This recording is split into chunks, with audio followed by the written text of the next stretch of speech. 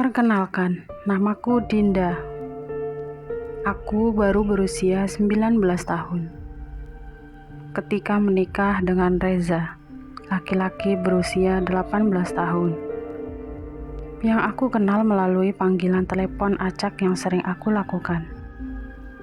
Dari telepon acak itu kami pun berlanjut pada perkenalan, hingga membuat kami nyaman satu sama lain. Dan sampailah pada suatu hari, ketika diam-diam Reza pun mendatangiku ke Pulau Kalimantan. Aku yang tidak menyangka akan bertemu dengannya secepat itu. Tentu saja sangat terharu. Ya, aku merasakan sangat bahagia, senang, entahlah, perasaanku sangat berbunga-bunga. Sangat berbunga-bunga kala itu. Hubungan kami pun berjalan dengan sangat baik dari waktu ke waktu. Dan tepat di bulan Desember 2014, Reza datang menemuiku bersama dengan kedua orang tuanya. Ibunya terlihat sangat anggun dan cantik. Ayahnya juga tampak bertubuh tinggi, tegap, dengan otot yang kekar menambah gagah penampilan beliau. Ya, ternyata mereka datang untuk melamarku. Aku sangat senang mendengar keinginan kekasihku itu. Dan kedua orang tuaku tentu saja sangat menyetujuinya. Dan pada saat itu, mereka menyerahkan semua keputusan kepadaku. Dan tentu saja aku sangat mau. Rencana lamaran besar-besaran pun sudah dirundingkan. Uang jujuran sebesar 50 juta pun sudah dipersiapkan. Dan dengan sangat cepat berita uang jujuranku yang sangat besar itu langsung menyebar ke seluruh desa. Ada beberapa yang mencibir keluargaku dan ada juga yang memujinya. Ya, masih banyak lagi omongan-omongan orang yang sangat tidak pantas untuk aku ceritakan di sini. Dan andai saja waktu itu bisa diulang kembali, aku tidak ingin menikah dengan Reza. Namun sungguh sebuah penyesalan yang sangat terlambat untuk disesali. Karena semuanya sudah terjadi. Singkat cerita, hanya 1 minggu setelah acara lamaran, kami pun langsung menikah. Waktu yang lumayan singkat bagiku. Setelah kami menikah, aku pun diboyong ke tempat asal suamiku. Pada awalnya hubungan kami sangat harmonis. Keakraban yang terjadi antara aku dan kedua mertuaku berjalan baik-baik saja. Hingga suatu ketika, saat itu aku yang sedang mencuci piring di dapur, tiba-tiba didatangi oleh ayah mertuaku. Saat itu beliau menanyakan beberapa hal tentang kehidupanku sewaktu di Kalimantan. Memang terkesan tidak ada yang aneh. Kami pun mengobrol layaknya ayah dan anak. Tertawa dengan sangat nyaring adalah kebiasaan kami berdua. Dan tanpa aku sadari saat itu, ayah mertuaku menghembuskan asap rokoknya ke arah wajahku, hingga membuat aku terbatuk-batuk saat itu. Maaf, aku tidak sengaja, ucapnya. Tapi tiba-tiba saja kepalaku menjadi pusing dan seketika semuanya menjadi gelap. Dan di saat ketika aku tersadar, semua orang menatapku dengan lekat. Kenapa? Ada apa? Seharusnya aku yang tanya padamu. Kamu itu kenapa bisa sampai pingsan, ha? Sakit? Kamu sakit? Tanya Reza dengan raut wajah yang penuh khawatir. Ambilkan air untuk istrimu. Jangan dulu dicecar dengan pertanyaan-pertanyaan, tegur ayah mertuaku kala itu. Dan sejak hari itu aku pun jadi sering melamun. Pikiranku tiba-tiba menjadi kosong dan suka terbayang dengan ayah mertuaku sendiri. Tok, tok, tok, tok. Pintu kamarku diketuk. Langsung membuyarkan semua lamunanku. Dan saat pintu terbuka, dadaku tiba-tiba berdegup dengan hebat. Saat itu ayah mertuaku berdiri di depan pintu sambil memegang beberapa keping obat. Bisa minta tolong, Din? Tolong bikinkan aku teh hangat ya, badanku rasanya capek sekali, katanya. Dan saat aku pergi ke dapur, ayah mertuaku mengikutiku dari belakang. Suatu langkah kakinya saat itu membuat aku sangat ketakutan. Ada perasaan aneh yang juga aku rasakan saat itu. Dan saat aku sedang membuatkan teh, ayah mertuaku tiba-tiba saja menepuk bahuku dengan sangat keras, membuat gelas teh yang aku pegang hampir terjatuh. "Kau paham kan maksudku?" bisiknya membuat aku takut. Apa maksudnya ya?" kataku. Aku balik bertanya. Raut ketakutanku di wajahku jelas sekali terlihat hingga membuatnya dengan cepat mengambil gelas teh itu. Lalu berjalan pergi, aku pun menghela napas panjang. Hari-hari pun berlalu, sikap ayah mertuaku mulai berubah dari yang awalnya hangat kini seperti dingin. Bahkan ia tidak membalas sapaanku. Hingga di suatu hari beliau tidak pulang selama 5 hari berturut-turut. Ibu mertuaku pun dibuat khawatir dan panik. Dan saat aku sedang berdoa malam itu, dari arah jendela ada beberapa benda yang sepertinya dilemparkan oleh seseorang dengan sangat keras. Kebetulan suamiku belum pulang kala itu, karena masih sangat sibuk dengan proyek-proyeknya. Aku mencoba membuka tirai dan perlahan-lahan melihat dari balik kaca ke arah luar. Dari balik pohon Kamboja itu, aku saat itu melihat seperti ada sebuah bayangan hitam yang sedang menatap ke arahku. Napasku bergemuruh, aku pun seketika panik dan takut. Cepat-cepat aku menutup tirai jendela itu kembali. Aku pun duduk di ujung tempat tidur sambil terus berdoa.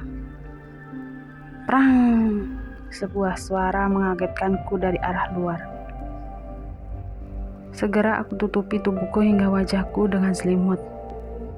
Aku tutup rapat-rapat kedua mataku. Tiba-tiba tubuhku terasa berat seperti ada yang menindih dari balik selimutku. Perlahan tapi pasti. Dadaku pun mulai terasa sesak.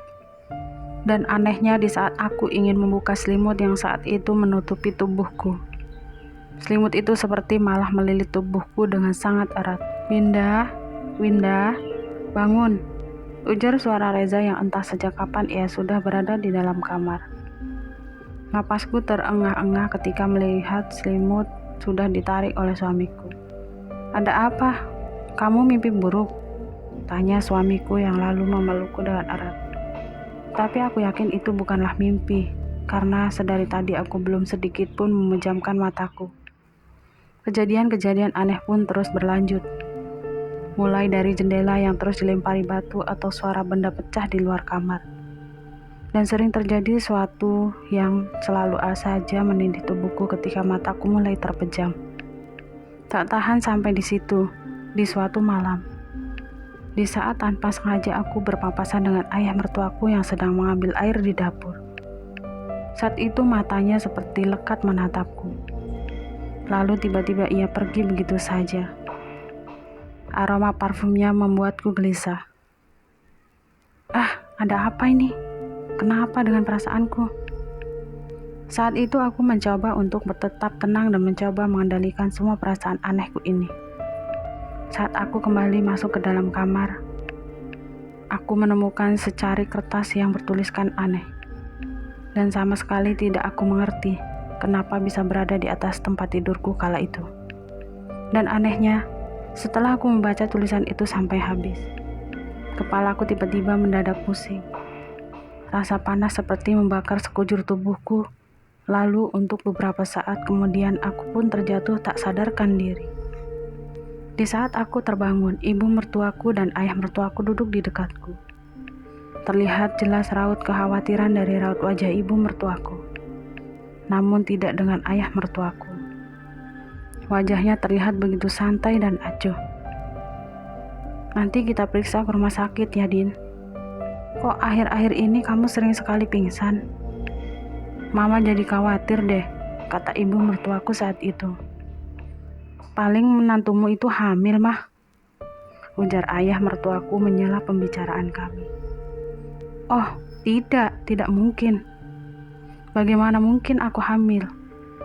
Sementara suamiku sangat jarang sekali berada di rumah, batinku menolak perkataan ayah mertuaku saat itu.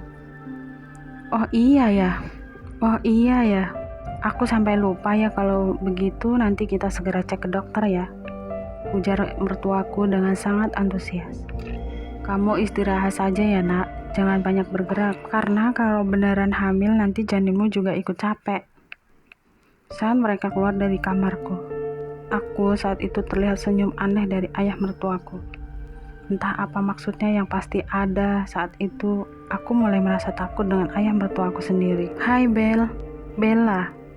Dia adalah teman sejak pertama kali aku ikut dengan suamiku.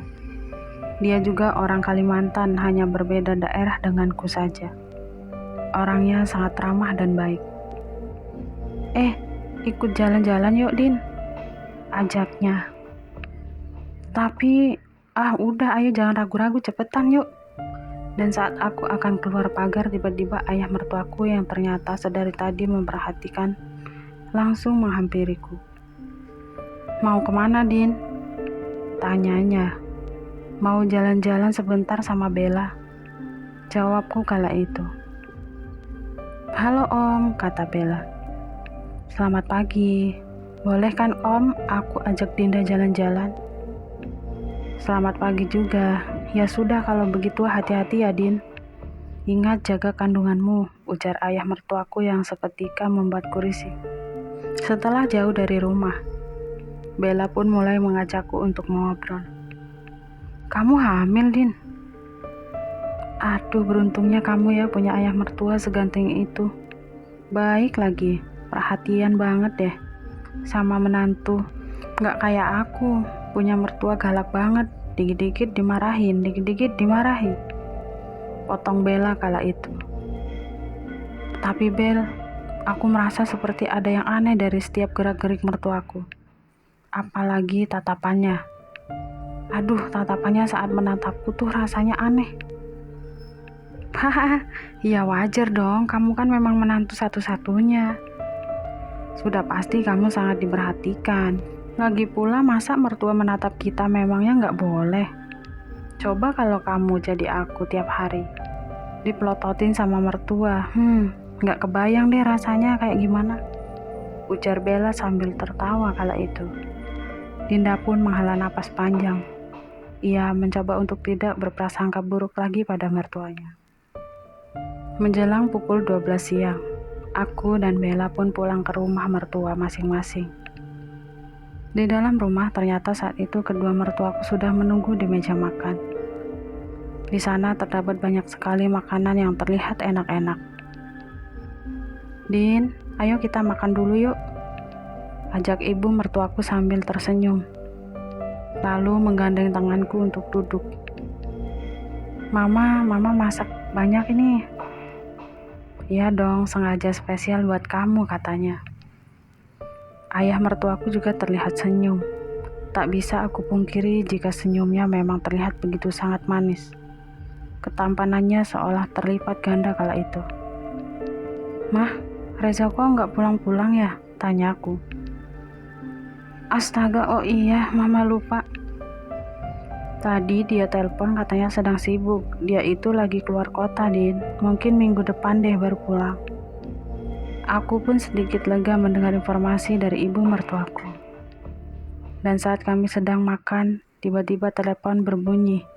Ibu mertuaku pun bergegas berjalan ke arah telepon. Dan sepertinya itu adalah telepon dari orang yang sangat penting. Maaf ya, kalian lanjut saja makannya berdua. Mama mau ketemuan sama rekan bisnis ya. Dadah, ucap ibu mertuaku seraya mencium. Sepeninggal pergi ibu mertuaku, aku dan ayah mertuaku makan sambil diam-diam. Din, apa kamu merasa ada sesuatu yang aneh? Tanya ayah mertuaku tiba-tiba. Aku pun mengkerutkan keningku. Aneh seperti apa ya? Tanyaku. Ayah mertuaku pun tersenyum lalu menggeleng. Setelah selesai makan, aku langsung masuk ke kamar. Karena aku tidak diperbolehkan untuk mencuci piring kotor bekas makan tadi. Aku pun mengunci rapat-rapat pintu kamarku. Jujur, meskipun aku sudah berusaha untuk tidak berburuk sangka pada mertua, Namun entah kenapa sulit sekali rasanya meyakinkan hal itu pada hati kecilku ini. Sampai malam hari, tak ada tanda-tanda kedatangan ibu mertuaku. Udara saat itu sangatlah dingin dikarenakan hujan yang sangat deras. Berkali-kali aku mencoba memejamkan mataku.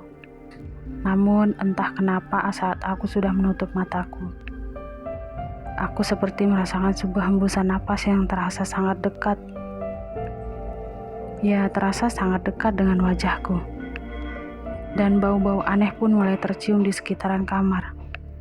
Seperti bau bunga, tapi sangat harum memenuhi ruangan. Tiba-tiba lampu mati. Aku terdiam di atas tempat tidur tanpa berani kemana-mana. Dinda, Dinda, suara dari pojok tergelap kamarku terdengar beberapa kali memanggilku. Namun suara mirip sekali dengan suara ayah mertuaku. Rasanya tak mungkin ayah mertuaku bisa masuk ke dalam kamar ini, karena tadi pintu kamar sudah aku kunci dengan rapat. Cahaya kilat tiba-tiba menyambar sampai menembus kaca jendela kamarku. Saat itu kulihat sosok hitam yang tengah berdiri sangat dekat dengan tempat tidurku. Aku coba memalingkan wajahku sampai menghadap ke dinding. Aku sama sekali tak berani menatap ke arah sosok tersebut. Namun sepertinya pundakku terasa dingin sekali, seperti ada sesuatu yang menempel. Aku yakin itu adalah tangan-tangan yang sangat dingin. "Pergi, pergi!" teriakku ketakutan. Tubuhku benar-benar bergetar hebat karena saking takutnya. Kumohon jangan ganggu aku," kataku terisak. Tiba-tiba lampu kembali menyala seiring dengan cahaya lampu yang menerangi seisi kamar. Tangan yang menyentuh pundakku tadi pun menghilang. Perlahan-lahan aku menengok ke arah belakang. "Ah!" jeritku ketakutan. Sebuah kepala tanpa badan tepat berada di depan wajahku. Dinda, buka pintunya." "Din, apa yang terjadi di dalam?" ujar suara ayah mertuaku berusaha untuk mendobrak pintu kamar, dan saat itu pintu berhasil dibuka paksa. Ayah mertuaku pun langsung menggendong tubuhku lalu membawaku keluar kamar. Dan karena ketakutan saat itu, tanpa sadar aku memeluk dengan erat ayah mertuaku. Dan beberapa saat setelah aku sudah mulai tenang, ayah mertuaku pun menggenggam tanganku saat itu. Aku rasakan tangannya begitu gemetar. "Ada apa, Din?" tanya mertuaku. Ada hantu di kamar," ucapku terbata-bata. "Di rumah ini ada hantu. Tapi semenjak kau datang ke sini, aku juga mulai merasakan hal yang tak biasa. Mungkin orang tuamu memberikanmu sesuatu seperti jimat atau pegangan lainnya." Saat itu aku baru teringat dan langsung melirik ke arah gelang. Gelang pemberian orang tuaku yang selalu aku pakai saat ini. "Dinda, coba kau jujur saja, apa kau membawa sesuatu? Sesuatu yang berisi?" tanya ayah mertuaku lagi. "Hanya gelang ini. Tapi aku pun tak yakin kalau gelang ini ada isinya," jawabku pelan. "Coba lepaskan sebentar, ayah mau lihat." Setelah ragu, tapi aku coba melepaskan juga gelang yang terpasang di tanganku. Kuserahkan gelang tersebut pada ayah mertuaku. "Wah, gelang ini memang ada isinya, Din. Sebaiknya aku simpan saja. Tidak baik orang seperti kamu memakai gelang yang ada isinya seperti ini." "Ya udah, Din, untuk malam ini kamu istirahat di sini saja ya, biar ayah yang jaga." Lalu saat itu aku pun mencoba membaringkan tubuhku di atas sofa. Namun jantungku seperti belum tenang, seperti ada sesuatu yang masih mengganjal. Tapi entah itu apa, dan saat tanpa sengaja aku melirik kepada ayah mertuaku. Ia pun langsung mengalihkan pandangan ke tempat lain. Setelah kejadian malam itu, jujur aku takut. Aku takut jika harus tidur di kamar sendirian lagi. Namun semenjak saat itu juga, aku sudah tidak pernah mengalami hal-hal yang menurutku aneh. Tapi beberapa hari setelahnya, aku mulai merasakan sesuatu yang lain pada ayah mertuaku. Aku tahu ini salah, tapi aku tak bisa melawan perasaanku sendiri. Perlahan-lahan hubungan cinta yang salah mulai terjalin di antara kami. Perselingkuhan dalam satu atap yang terjalin antara menantu dan ayah mertua. Berlangsung hingga aku benar-benar hamil. Dan antara suami juga ibu mertuaku tidak ada yang mengetahui tentang semua ini. Di setiap malam aku selalu menangis dan menyesal. Aku bahkan berkali-kali bertekad untuk menyudahi saja hubungan terlarang dan haram ini. Namun setiap kali aku bertemu pandangan dengan ayah mertuaku, pesonanya tak pernah bisa aku tolak. Berbulan-bulan telah berlalu dan kini kehamilanku pun sudah membesar. Hanya tinggal menunggu hari kelahiran saja. Dan di sore itu suamiku datang setelah berhari-hari tidak pulang. Ternyata ia datang bersama orang tua dan pamanku. "Kejutan," ujar suamiku kala itu. Saat itu aku pun syok dan gugup melihat kedatangan mereka. Karena seperti yang aku tahu pamanku ini adalah seorang dukun yang cukup terkenal hebat di kampungku. Aku saat itu takut jika semua skandal yang telah aku dan ayah mertuaku lakukan akan diketahui oleh suami dan juga orang tuaku. Ayah mertua dan ibu mertuaku pun menyambut hangat keluargaku. Mereka saling berpelukan dan bertanya kabar. "Kamu senang kan, Din? Hehe, ini semua idenya Mama loh. Bahkan kami bertiga merahasiakan ini padamu," ujar ibu mertuaku seraya memelukku dengan hangat. "Mama tahu kok bagaimana rasanya melahirkan tanpa kehadiran orang tua. Makanya Mama suruh Reza menyebut orang tuamu," lanjutnya lagi. Dadaku semakin terasa sesak. Aku kecewa pada diriku sendiri yang tega mengkhianati suami dan ibu mertuaku yang sangat baik kepadaku. Aku berjalan tergesa ke arah kamar. Dan tak lama setelah itu ayah mertua yang juga kekasih gelapku ikut ke kamarku. Dia berdalih untuk menenangkanku kepada orang-orang di bawah. "Kenapa kau diam saja saat Mama menyuruh Reza menjemput orang tua?" kataku pelan. "Loh, apa alasanku melarangnya? Itu kan orang tuamu, bagaimana bisa aku menentang kehendak istriku?" "Pamanku. Dia orang pintar di desa. Aku takut kalau semua ini akan terbongkar." Isaku masih menahan agar suaraku tak terdengar sampai dengan bawah. Aku juga tak menyangka kalau dia akan ikut datang kemari. "Makanya kau bersikaplah seperti biasa saja, jangan menunjukkan apapun yang mencurigakan, agar hubungan kita tetap aman," bisiknya seraya memelukku. Aku pun terisak di dalam pelukannya. Tiba-tiba pintu terbuka dan di luar sana sudah berdiri ibu mertua Reza dan juga orang tua dan paman. "Ada apa ya? Dinda, kenapa kamu menangis sayang?" ujar ibu mertuaku. Tanpa curiga sedikit pun lalu ikut masuk memelukku. Aku sangat terharu, Mah. Terima kasih banyak," kataku dengan suara bergetar. Malam harinya saat suami dan orang tuaku juga mertuaku sedang mengobrol di bawah. Tiba-tiba pamanku masuk ke dalam kamarku. Saat itu beliau duduk di ujung tempat tidurku. "Kemana gelangmu, Nak?" tanyanya seketika. Aku pun gugup dan tak tahu harus menjawab apa. Diambil dia kan? Kau tahu bahwa dari gelang itulah aku selalu memantaumu. Sosok yang kau lihat tanpa kepala itu adalah aku. Aku selalu berusaha untuk melindungimu. Aku pun juga tahu kau sudah terkena pelet oleh dia. Karena kau melepaskan gelang itu, dosa besar. Dosa besar untuk seorang perempuan yang sudah bersuami berselingkuh. Apalagi yang terjadi sekarang ini bukan hanya sekedar perselingkuhan biasa. Kau melakukannya dengan ayah mertuamu sendiri, ujar pamanku yang seketika membuatku malu, marah, bercampur aduk menjadi satu. Dia tidak sama sekali tidak memeletku. Aku memang menyukainya. Aku dan dia melakukannya atas dasar suka sama suka, jawabku dengan nada yang cukup tinggi kala itu. Tiba-tiba saat itu pamanku menamparku hingga membuatku pusing.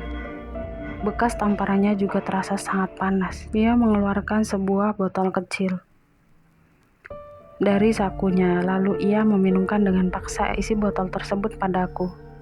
Aku pun menutup rapat-rapat mulutku. "Dinda, lihat mataku, Dinda," bentak pamanku.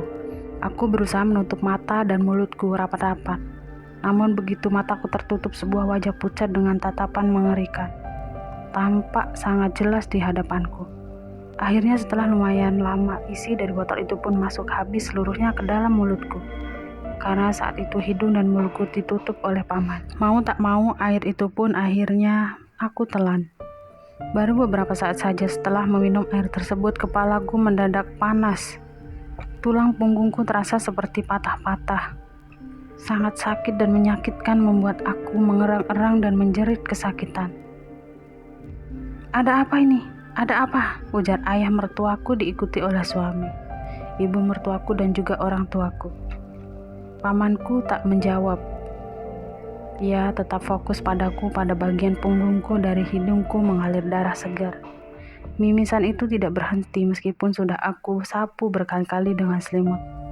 Sementara punggungku masih sakit dan panas. Tiba-tiba saat itu bayi di dalam perutku juga bereaksi. Perutku terasa mau pecah saat bayiku menendang dengan sangat keras. Teriakanku pun semakin nyaring. Rasa sakit itu rasanya tak mampu lagi aku tahan. Seseorang melepaskan celanaku dan menggantinya dengan selimut. Ternyata saat itu bayiku akan segera lahir. Orang-orang di ruangan itu menatapku dengan tatapan panik dan khawatir. Suamiku juga tidak terlihat berada di kamar ini. Semuanya terjadi begitu cepat. Aku tidak ingin detail proses lahiran yang sangat menyakitkan itu terjadi.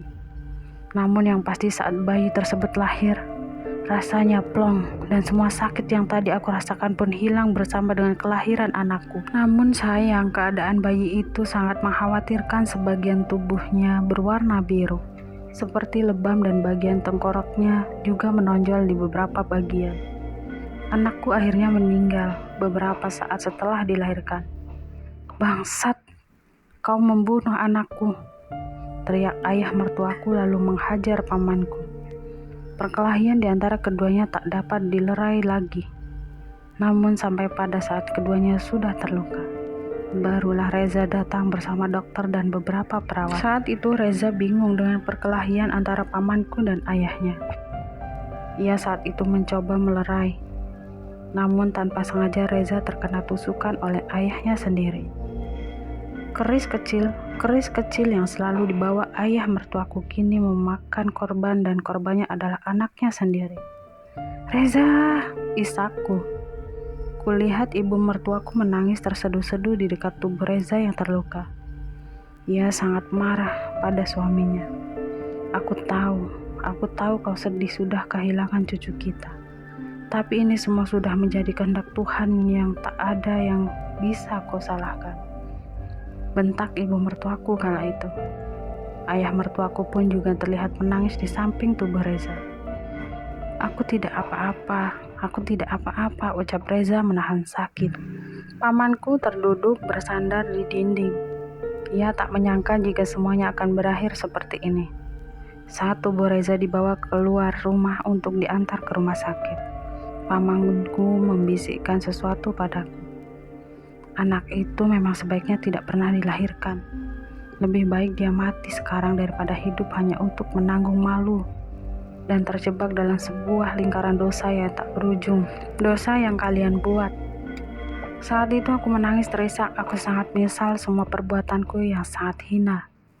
Tak henti-hentinya aku mengutuk diriku sendiri.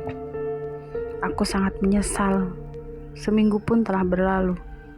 Namun Reza masih dirawat di rumah sakit karena luka tusukan lumayan dalam. "Dinda, kisahmu sudah berakhir di sini.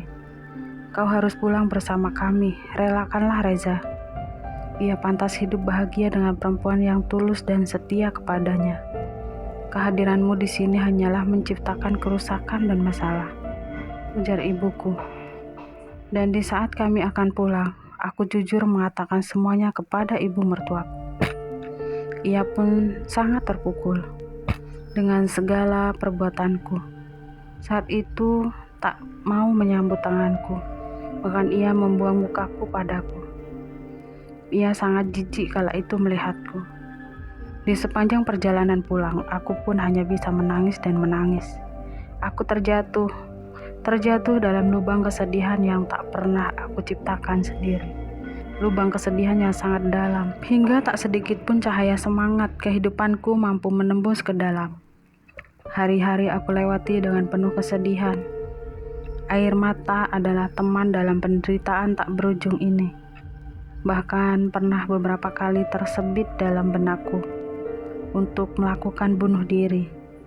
Tapi aku tahu jika itu akan lakukan, aku hanyalah akan menambah masalah.